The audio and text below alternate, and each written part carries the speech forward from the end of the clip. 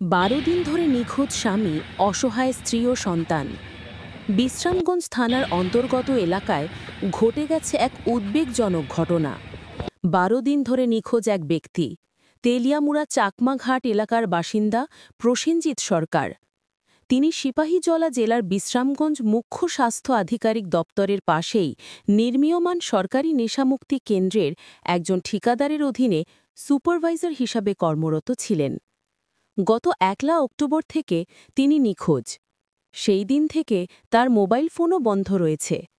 5 মাস ধরে তিনি ওই নেশামুক্তি কেন্দ্রে দায়িত্ব পালন করছিলেন। প্রসেনজিতের স্ত্রী চম্পারানী সরকার গত কয়েকদিন ধরে বিভিন্ন স্থানে খোঁজাখুঁজি করেও স্বামীর কোনো সন্ধান পাননি।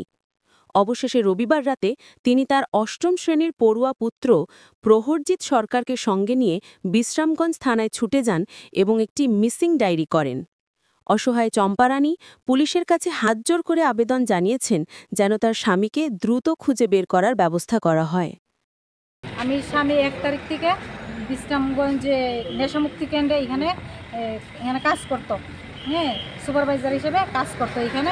তাহলে 1 তারিখ থেকে বাড়িতে কোনো ফোনও নাই, হ্যাঁ, বাড়িতে কোনো ফোনও নাই, ফোনও সুইচ অফ, বাড়িতে কোনো যোগাযোগ নাই। অনেক প্রশাসনের কাছে আমার এতটুকুই আবেদন, যাতে প্রশাসন আমার একটা 13 বছরের বাচ্চা আছে আমার সাথে, প্রশাসনের কাছে এতটুকুই আমার আবেদন, যাতে আমার স্বামীর খুঁজে দেয়। আমি বিশ্রামগঞ্জ থানাতে আইসি, তেলিয়ামুড়া থেকে জিডি এন্ট্রি করছে। স্বামীর নাম হয়েছে প্রসেনজিৎ সরকার, আর শ্বশুরের নাম হয়েছে তার পিতার নাম বিশ্বনাথ সরকার। বাড়ি কই আপনার? তেলিয়ামুড়া চাকমাঘাট। পুলিশ কি কইছে? পুলিশের কইছে কত মাস ধরে বিশ্রামগঞ্জ কাজ করে? 5 মাস ধরে। ও, মানে এখানে থাইকেই কাজ করতো? হ্যাঁ, এখানে থাইকেই কাজ করতো। তুই মানে লাস্ট কবে যোগাযোগ হইছিল আপনারা? 1 তারিখ। এরপরে আর কোনো ফোন নাই? এরপরে কোনো যোগাযোগ হইছে না। কাজে আইসিনি গিয়া খবর লইছেন? হ্যাঁ, লইছেন। নাই এখানে। তুইলে কই গেল গায়নি? আমি তো জানি না এটা। আমি ওখানে প্রশাসনের কাছে আইসি, বিশ্রামগঞ্জ থানাতে তেলিয়ামুড়া থেকে, প্রশাসনের যাতে আমার স্বামীরে খুঁজে দেয়, এটাই আমার প্রশাসনের কাছে আবেদন রয়েছে। আপনার নাম কি? আমার নাম চম্পারানী সরকার।